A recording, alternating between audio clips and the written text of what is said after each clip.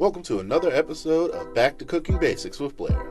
In this episode, I'll show you the proper way to make fried chicken tenders 3 ways: deep fried, air fried, and oven fried.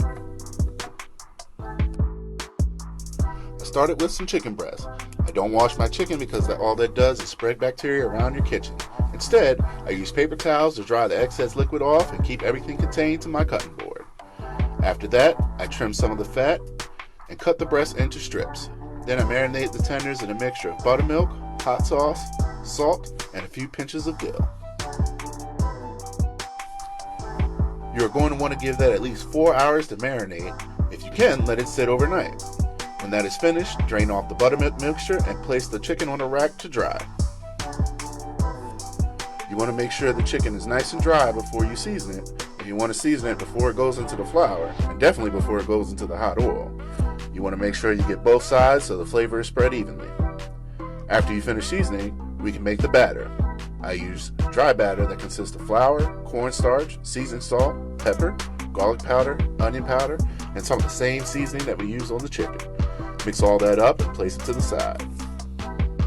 Now it's time to prep them. First, you want to coat the chicken with regular flour, then dip it into egg and hot sauce mixture. Finally, place the tender in the seasoned flour. I use a paper bag to shake my chicken. I think it holds up better. I battered the chicken for the air fryer a little differently. I add some breadcrumbs to the seasoned flour, but I don't use the eggs mixture, keeping them dry. This helps the coating from being too heavy for the air fry and falling off the chicken. Now we are ready to cook. First, we will use the air fryer. You want to oil the bottom of the air fryer with spray oil and also spray the tenders directly to give them a little oil to cook with. I cook these tenders for about 10 minutes, flipping them halfway through. For the oven, you're going to want to preheat your oven to about 400 degrees and spread a few tenders over a piece of parchment paper or foil. Then brush them with melted butter. This will help them from drying out in the oven. You will have to cook these a little longer to get them nice and crispy. I gave these about 20 minutes while also turning them halfway through. Finally, to deep fry, you're going to fill the cast iron skillet about halfway with oil. I use peanut oil because it holds up the longest while cooking. Heat the oil to around 350 degrees. If you don't have a thermometer, you can use a toothpick to tell if the oil is ready.